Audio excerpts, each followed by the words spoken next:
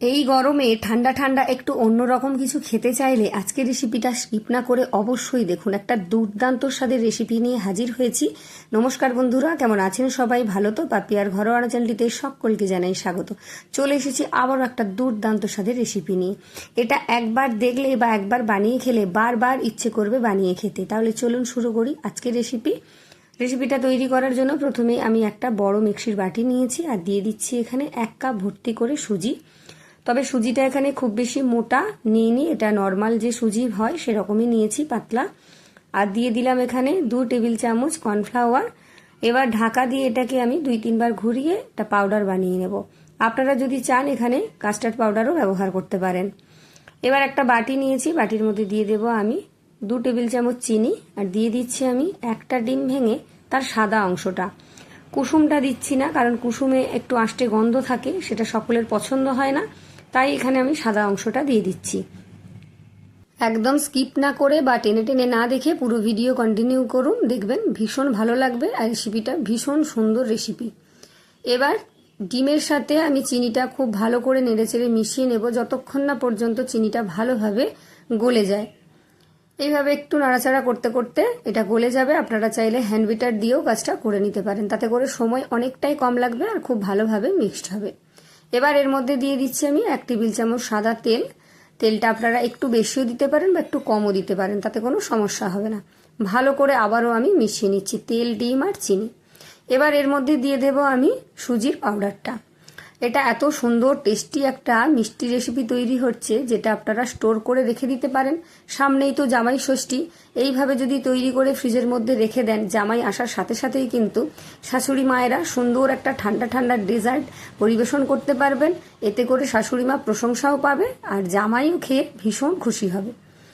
দেখুন এখানে কিন্তু ব্যাটারটা অনেকটাই শুকনো হয়ে গেছে, তাই এখানে 1 কাপ দুধ নিয়েছি, অল্প অল্প করে দিয়ে আমি মিশিয়ে নেব। এখানে একটা মিডিয়াম ঘনত্বের ব্যাটার তৈরি করব, তার জন্য প্রথমেই কিন্তু সব দুধটা দিইনি। অল্প অল্প করে দুধ দিয়ে মিশিয়ে আমি দেখে নেব যে ব্যাটারটা ঠিক কতটা ঘন বা পাতলা হয়েছে। এখানে অনেকটাই ঘন লাগছিল, তাই আবারও একটু দুধ দিয়ে দিয়েছি। আর যেটুকু দুধ আছে সেটা রেখে দিলাম, যদি পরে প্রয়োজন হয় অবশ্যই দিয়ে দেব। দেখুন এইরকম একটা পাতলা ব্যাটার তৈরি হয়ে গেছে। এবার ঢাকা দিয়ে রেখে দিলাম এটাকে 10 থেকে 15 মিনিটের জন্য। রেস্টে কিন্তু অবশ্যই রাখতে হবে। এবার একটা কড়াই বসিয়ে দিয়েছি, আমি 1/4 কাপ চিনির অর্ধেকটা দিলাম আর অর্ধেকটা রেখে দিলাম। আমি ক্যারামেল তৈরি করব। চিনিটা দেওয়ার সাথে সাথে কিন্তু নাড়াচাড়া করা যাবে না। যখন দেখবো এরকম একটু গলে আসছে, মানে চিনিটা মেল্ট হতে শুরু করেছে, তখন এটাকে নাড়াচাড়া করব। আর ক্যারামেল তৈরি করার সময় অবশ্যই কিন্তু গ্যাসটাকে প্রথম থেকে শেষ পর্যন্ত লোতে রাখবেন, তাহলে ক্যারামেলটা পুড়েও যাবে না আর খেতেও ভালো হবে, সুন্দর কালার আসবে। এইভাবে হালকা হাতে একটু নাড়াচাড়া করতে করতে দেখুন চিনি গলতে শুরু করেছে আর সুন্দর একটা কিন্তু রং এসে যাবে। এইভাবেই তৈরি করবেন, এটাই কিন্তু খুব ভালো উপায়। হাই হিটে করলে ক্যারামেলটা পুড়ে যায়, সেখানে তেতো হয়ে যায়, খেতে ভালো লাগে না, আর কালারটাও কিন্তু অনেকটা ডিপ হয়ে যায়, পারফেক্ট যে কালারটা সেটা আসে না। এখানে দেখুন পুরো ক্যারামেলটা কিন্তু তৈরি হয়ে গেছে, চিনি মেল্ট হয়ে গেছে, সুন্দর একটা কালার এসে গেছে। এবার আমি সামান্য একটু জল দিয়ে গ্যাসটাকে আমি কয়েক সেকেন্ডের জন্য বন্ধ করে দেব। তারপর এইভাবে নাড়াচাড়া করতে করতে গ্যাসটাকে আবার জ্বালিয়ে নেব। তবে এই সময় যে দলা পাকিয়ে গেছে এটা দেখে ভয় পাবেন না। এইভাবে নাড়াচাড়া করতে করতে কিন্তু সমস্ত ক্যারামেলটা, মানে শক্ত জিনিসটা গলে যাবে। দেখুন একদম গলে গেছে, সুন্দর একটা কালার এসে গেছে।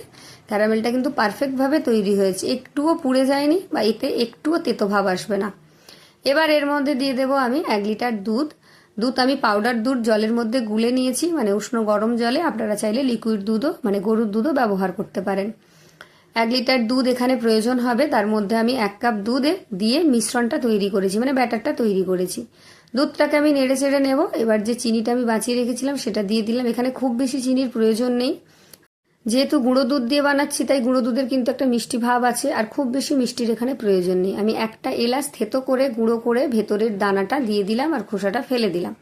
ভালো করে নেড়েচেড়ে কিন্তু দুধটাকে ভালো করে ফুটিয়ে নেব, একটু সময় ধরে লো আছে।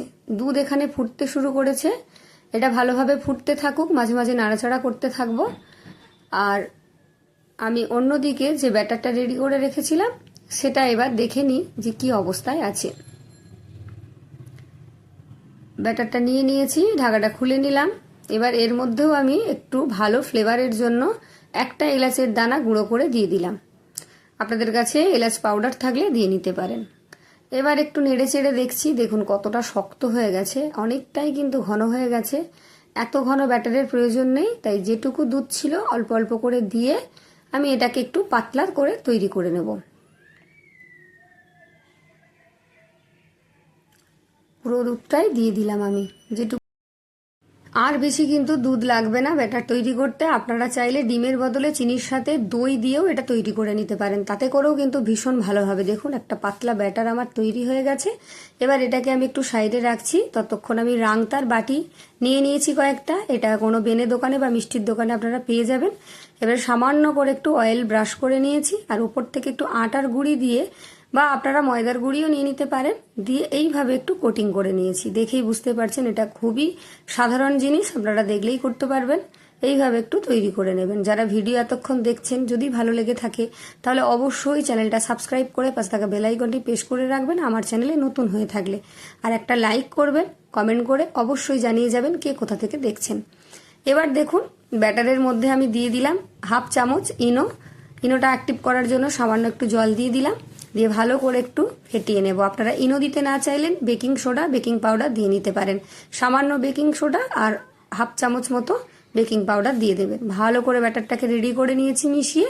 এবার প্রত্যেকটা বাটির মধ্যে আমি অল্প অল্প করে দিয়ে নেব, একটু একটু ফাঁকা রেখে দেব, কারণ এটা প্রচণ্ড পরিমাণে ফুলে উঠবে, তাতে করে বাটির ওপরে উঠে যেতে পারে। তাই একটু ফাঁকা রেখে আমি ভরে নেব সমস্ত বাটিগুলোই।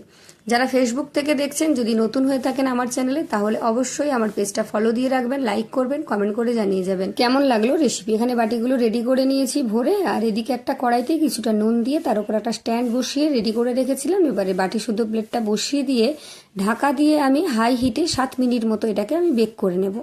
তারপর এটাকে আমি খুলে দেখাচ্ছি। 7 মিনিট আমি ঢাকা দিয়ে রেখেছিলাম, আর গ্যাস বন্ধ করে 3 মিনিট রেখেছিলাম। দেখুন সবকটা সুন্দরভাবে ফুলে উঠেছে, সুন্দর হয়ে গেছে। ওপর থেকে কিন্তু একটুও কাঁচা নেই। চলুন এবার এটাকে তুলে আমি ভালো করে ঠান্ডা করে দেখাচ্ছি। পুরোপুরি ঠান্ডা করে নিতে হবে, নাহলে কিন্তু উঠবে না। আপনাদের হাতের কাছে যদি এরকম রাংতার বাটি না থাকে, তাহলে ছোট ছোট বাড়িতে স্টিলের বাটিতেও আপনারা তৈরি করে নিতে পারেন, বা আপ্পে প্যানেও বানিয়ে নিতে পারেন। দেখুন কতটা স্পঞ্জি হয়েছে, আর কতটা জালিদার হয়েছে, কতটা নরম হয়েছে, দেখেই বুঝতে পারছেন।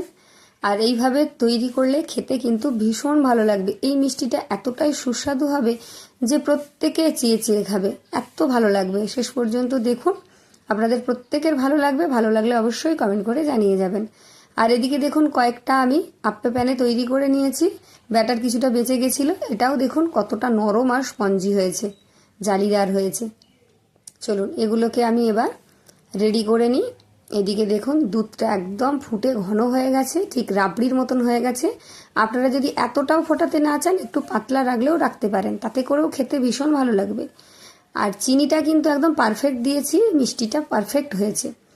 এবার একটা একটা করে মিষ্টিগুলো আমি দিয়ে দিচ্ছি, দিয়ে একটু সময় আমি ফুটিয়ে নেব, যাতে করে প্রত্যেকটা মিষ্টির মধ্যে রস খুব ভালো করে ঢুকে যায়, আরও নরম জালিদার হয়, হাত দিয়ে একটু চাপলেই ভেঙে যায়।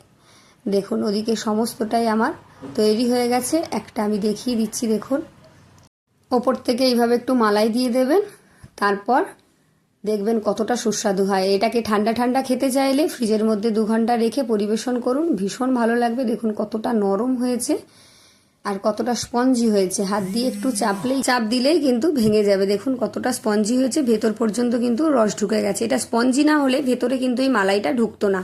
দেখুন কত সুন্দর হয়েছে। তাহলে কেমন লাগলো আমার রেসিপি? যারা শেষ পর্যন্ত দেখলেন তাদেরকে অসংখ্য ধন্যবাদ। অবশ্যই জানিয়ে যাবেন, ভালো লাগলে লাইক কমেন্ট শেয়ার করে দেবেন সবার মধ্যে, সাবস্ক্রাইব করবেন। আর এরকম রেসিপি আপনারা তৈরি করে ফ্রিজের মধ্যে রেখে অনেক দিন পর্যন্ত সার্ভ করতে পারবেন। তাহলে আজকের মতো টাটা, দেখা হচ্ছে আবার একটা রেসিপি নিয়ে অন্য কোনো দিন, অন্য কোনো সময়। ততক্ষণের জন্য সবাই ভালো থাকবেন, সুস্থ থাকবেন। সকলকে অসংখ্য ধন্যবাদ জানাই, আমার নতুন বন্ধু এবং পুরনো বন্ধুদের। দেখুন কতটা স্পঞ্জি হয়েছে, আর এত সুন্দর খেতে হয়েছে, এত সুন্দর একটা ফ্লেভার এসছে যে না বললেই নয়। তাহলে আজকের মতো টাটা।